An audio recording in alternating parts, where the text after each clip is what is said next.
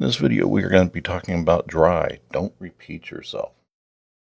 So this is a common programming paradigm that good coders try to adhere to, is not to repeat yourself in your code.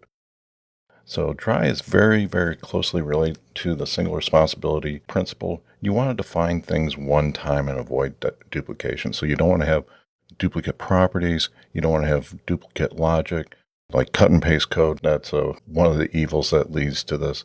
And when you do follow this, what happens is changes happen in one place, not many. This avoids inconsistencies in programming logic. Let's say you have a piece of logic and you repeat that in 2 or 3 places in your code rather than breaking it out. Now, if you fix one, modify one, the others can become inconsistent and it can actually lead to errors.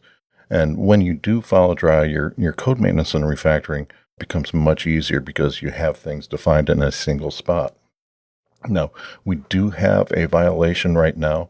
Our controller paths, the URLs, are defined multiple times in many places.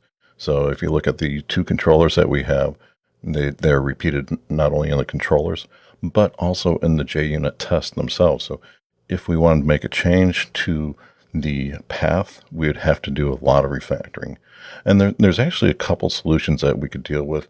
One would be to externalize these to a property. I've seen people do this. You can externalize them to Spring properties and have Spring wire that in at runtime.